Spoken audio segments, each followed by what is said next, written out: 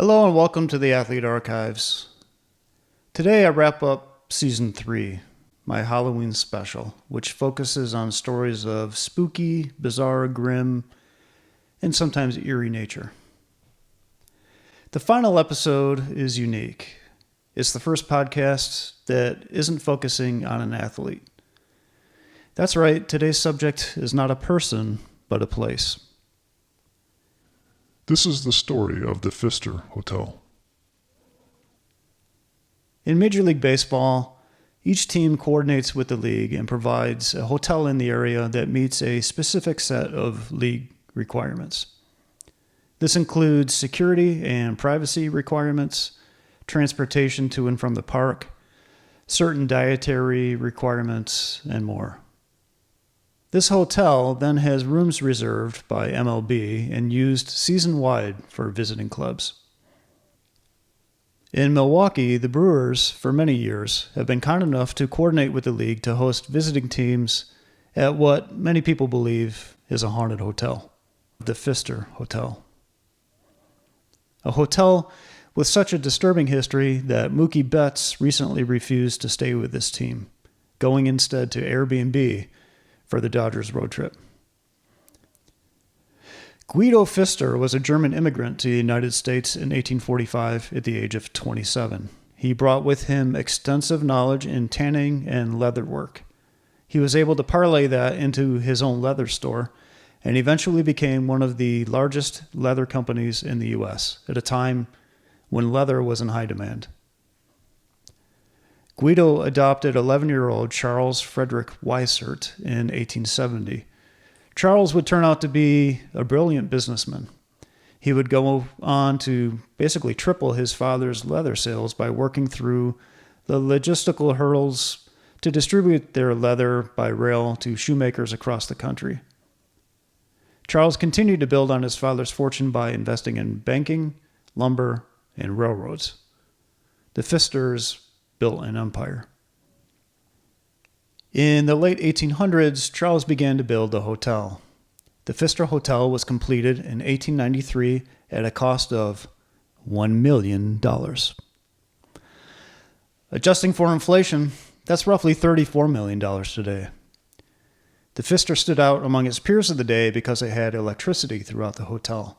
And this was huge at the time. The battle between Nikola Tesla and Thomas Edison over AC versus DC was still ongoing. The Pfister was designed by architect Henry Koch, who designed the Milwaukee City Hall, the Pabst Building, which is no longer standing, Turner Hall, various buildings at the University of Wisconsin, churches, courthouses, and schools. The Pfister looks almost boring in comparison to some of his other works, but the inside of the Pfister is still pretty magnificent. If you're watching on YouTube, I'm sharing some photos from the hotel. In the 1960s, the hotel was suffering from age, and Ben Marcus of the Marcus Corporation bought the hotel at auction. After extensive restoration, the hotel added a 23-story tower. It isn't clear to me when reports of the hotel being haunted started, but a Milwaukee Daily Sentinel newspaper article published on May 5 of 1893 states that the hotel was being built on top of a private cemetery. It kind of reminds me of the movie Poltergeist. Staff and guests of the hotel claim that the second floor is completely haunted. They've claimed to have seen Charles Pfister himself haunting the grand staircase up to the second floor. Bryce Harper, at the time with the Nationals, had this to say. One time last summer before I went to sleep, I laid a pair of jeans and a shirt on that table at the foot of the bed. Those things in hotels that you sit on to put on your shoes. I just laid them out, simple as that. When I woke up in the morning, I swear on everything, the clothes were on the floor and the table was on the opposite side of the room against the wall. I was so flustered, I honestly thought there might be someone in my room. I had no idea what the hell just happened. So I actually looked around and then I checked to see if the door was still latched, and it was. I went downstairs and changed my room immediately. Different room, different floor. Pittsburgh Pirates former manager Clint Hurdle retold this story, but he would not mention the player's name. Quote, I had a player call me one night assuring me there was a ghost, and the ghost had turned on his TV twice in one night. I actually had him come into my room, not to sleep. I settled him down, went back to his room with him, and sat for a while. G-Man Choi said he felt a ghost his first night at the Pfister before he was even aware of the hotel's reputation. He said he could feel a spirit crawling up behind him in bed. He was asked what he thought about spending 2 more nights at that hotel. I hope it's a girl, Choi said. After a game in 2018, Carlos Martinez posted a video on Instagram saying that he couldn't sleep in his room because of a free-floating, full-torso ghost. Marcell Ozuna from the Braves also saw the ghost. So the two of them, along with Tommy Pham and some Cardinals coaches, spent a night huddled together in Francisco Peña's room for comfort. In the video posted by Carlos Martinez, he says, in Spanish, "We are here in Milwaukee. I just saw a ghost. In Ozuna's room, he saw another one. We are all here. We are all in Peñita's room. We are all stuck here. We are going to sleep together. If the ghost shows again, we are all going to fight together." Adrian Beltre described several eerie events during his stay at the Pfister. First, he heard knocking in the hallway and on his door, but he found no one there.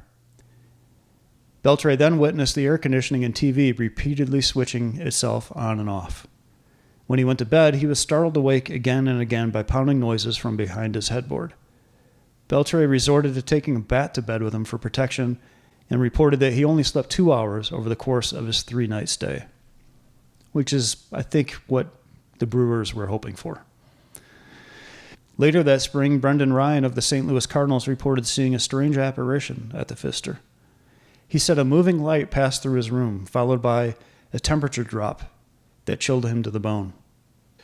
On June 15, 2010, during an interview on ESPN radio, C.J. Wilson said that he heard scratching on the walls of his room at the Pfister. He said it sounded like a key scraping down wallpaper. He also reported intermittent problems with his room lamp, which at one point began flashing wildly, on and off, disco style. Other teammates experienced similar problems with the lighting, and one was locked out of his bathroom. Colby Lewis awoke about 1:30 in the morning and saw a frightening skeletal apparition in his room. He was so shaken up by what he saw that, according to C.J. Wilson, he spoke with the team chaplain about it the next day, and so far has not spoken publicly about his experiences at the Pfister. In all, according to C.J. Wilson, 4 or 5 guys had odd experiences on various floors. Brandon Phillips, at the time with the Reds, had this to say: "We play Milwaukee a lot, but I remember one time I came into the room and just sat on the bed. Then for some reason the damn radio turned on. So I turned it off and got in the shower. And when I was done, that mother effer had turned back on." Giancarlo Stanton, at the time with the Marlins, said, "Man, I hate when we have 4 games there. 2, 3, anything's better than 4. It's freaky as bleep, with the headshot paintings on the wall and the old curtains everywhere. It reminds me of Disneyland Haunted House. The less time I'm there, the better." Michael Young from the Phillies: "Oh, F that place. Listen, I'm not someone who spreads ghost stories, so I'm telling you, it happened. A couple of years ago, I was lying in bed after a night game, and I was out. My room was locked, but I heard these footsteps inside my room, stomping around. I'd heard all these stories about this hotel, so I was wide awake at that point. And then I heard it again."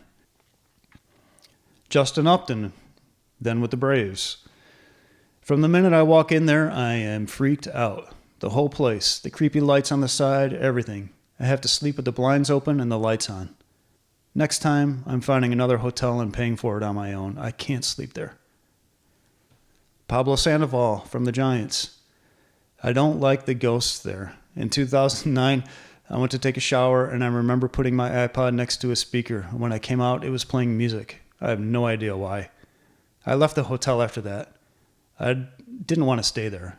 C.J. Wilson from the Angels: "I've had a lot of experiences there. I was on the computer one night doing my typical shtick, surfing the web, sending an email, editing a photo, and then all of a sudden the light started flickering.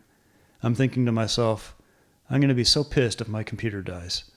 Then the light just shuts off, then the TV shuts off, then the light turns back on, but the light at the front door turns off. So after that, I went back to whatever I was doing on the computer, but then 30 minutes later, there's scratching on the walls. Now I'm thinking, okay, it's the Midwest. There could be a possum or something in the wall, right? It's possible, isn't it? All I knew was that there were definitely noises coming from the wall. At this point, I'm on edge. I'm literally looking to see if there are people in the hallway, if someone's trying to pull something. But then the lights really start going crazy.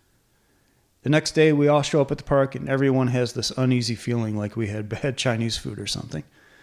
I said to one of my teammates, "You wouldn't believe the blank that was going on in my room last night." And another guy said, "Oh my God, are you talking about that bleep you heard?" Everybody had a story. One dude got locked in his bathroom and he had to get the hotel to get him out. Another guy had the lights turned off when he was in the shower. Another guy saw something. I don't get terribly concerned unless things start shattering the room, so it was fine. I don't get much sleep anyway, but you just get a vibe when you walk in. It's almost like you're in Prague or something. Very gothic, lots of gold enamel, crosswalks and atriums everywhere. Being on the road so much, we're used to a standard cookie cutter place, but this hotel totally stands alone. Catcher Matt Trainer. In 2006, Trainer claimed he had a supernatural experience with his Florida Marlins teammates. According to the beautifully titled book Field of Screams, Trainer said when he stopped by his teammate Taylor Tankersley's Pfister room to see what his dinner plans were, they both heard a mysterious tapping sound. Trainer later heard a ghost kid yelling in the hallway. Later, strength coach Paul Fournier told him he had felt paralyzed in his bed while cold air rushed over him. Trainer eventually led a ghost hunt with some friends in the hotel to try to capture evidence of the ghost of Charles Pfister, but admitted we never actually saw anything. As I mentioned earlier, with the Dodgers in Milwaukee for a 3-game series against the Brewers, Mookie Betts opted to stay at an Airbnb rather than risk losing valuable sleep. Betts told the Orange County Register that he's staying away, quote, just in case the stories about the Pfister ghosts are true. He added that he doesn't believe in ghosts, but he also doesn't want to discover that he's wrong. The Airbnb must have helped. Betts hit a leadoff home run, and the Dodgers won Game 1 6-2. I hope you enjoyed hearing about the Pfister. I'm curious if you would choose to stay there. If I ever find myself in Milwaukee, I think I'm going to have to give it a try. I'll have to keep that from my wife. There's no way that she would agree if she listened to this podcast, which she doesn't. That's it. Thank you for your time. Thanks for listening, and take care.